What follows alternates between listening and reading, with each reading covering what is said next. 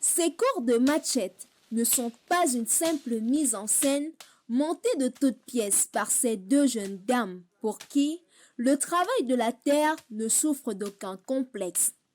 Tout est parti de quelque part jusqu'à leur rencontre fusionnelle. En ce qui concerne mon entrée en agriculture, déjà étant enfant, ma mère faisait les champs pour nous envoyer à l'école. Ma mère faisait les champs pour nous soigner. Ma mère faisait les champs pour qu'on puisse acheter de l'huile.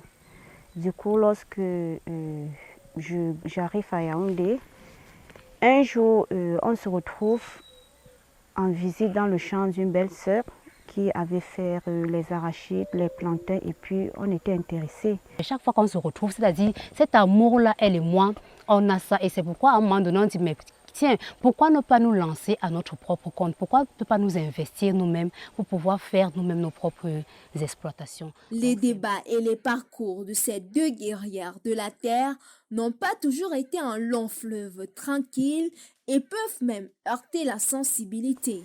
On a eu à rencontrer un monsieur à l'église qui était un ingénieur agronome et il nous a fait part d'un projet agricole.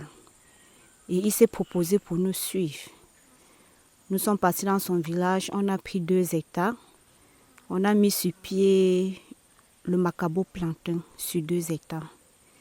Il avait un salaire de 70 000 francs pour suivre les champs. Et il avait les gars avec qui il travaillait et les gars étaient payés par tâche. Sauf qu'une semaine avant la récolte, nous étions sur le site et nous sommes rentrés sur Yaoundé. On a pris attache avec des potentiels acheteurs. Alors on a mobilisé 24 personnes. On avait 3 véhicules. Nous sommes arrivés au village. Malheureusement,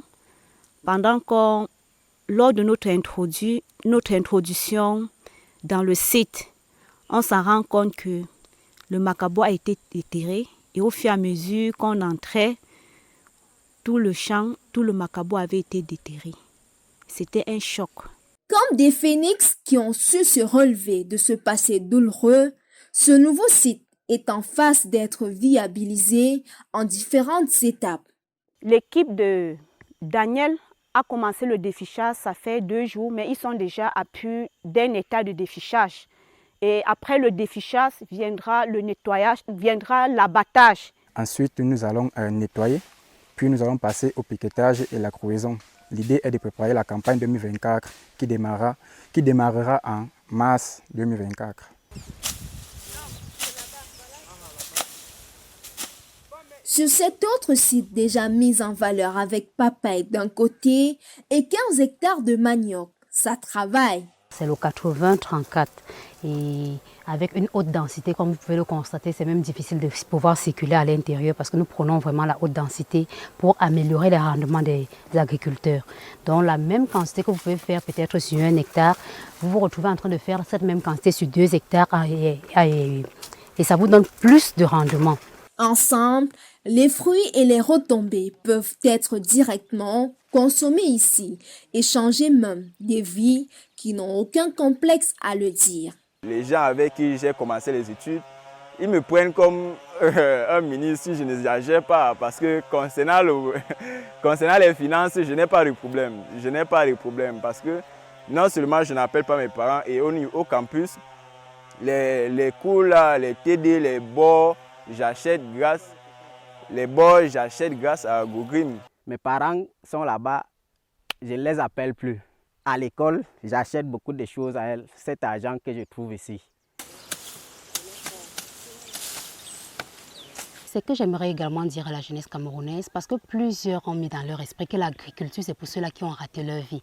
Et quand ils regardent un peu, quand on parle de l'agriculteur, ils voient cette personne-là sale, débrayer. Ma collègue et moi, si vous nous voyez dans un autre cadre, c'est autre chose. L'élégance, quand vous allez voir le degré d'élégance, vous allez vous dire que peut-être ce n'est pas ces femmes-là qu'on voit généralement en brousse. C'est pour vous dire que lorsqu'on fait l'agriculture, on peut faire l'agriculture et être fashion. Et être franchement, c'est-à-dire être à son aise, être stylé. Parce que nous, franchement, quand on est au champ, c'est un autre monde. Mais lorsque nous sortons du champ et que nous nous retrouvons dans nos bureaux, c'est autre monde. Je ne sais pas s'il y a quelqu'un qui peut porter les talons mieux que nous. Je ne sais pas s'il y a quelqu'un qui peut faire la manicure mieux que nous. Je ne sais pas s'il y a quelqu'un qui peut se faire coiffer mieux que nous. Et dans tout ça, nous sommes dans l'agriculture. Aujourd'hui, nous sommes heureux. Aujourd'hui même, nous sommes honorés parce que dernièrement, j'ai reçu le prix de la meilleure réalisation. Et lorsqu'on parle de cette réalisation, on parle des œuvres d'Agrokin. Nous sommes connectés à des personnes dont nous ne pouvons jamais imaginer les rencontrer dans notre vie. Mais grâce à ce travail de la terre, nous traitons avec des personnalités, nous traitons avec des personnes hors du pays, des personnes qui ont fait confiance à leur famille, mais ils n'ont jamais eu de résultats. Mais depuis qu'ils sont entrés en contact avec Agrokin, franchement, ils ont des grandes plantations, exploitations réalisées par Agrokin et ils sont fiers. Le rêve de l'industrialisation les tient désormais à cœur et tel un nid d'oiseaux ardument tissé au fil du temps, le dynamisme et le savoir-faire des deux patrons de AgroGreen suscitent émulation, remise en question sur soi et des sollicitations au sein de la diaspora et à travers le Cameroun. Pas de magie donc à faire face à leur exemple qui parle à la jeunesse.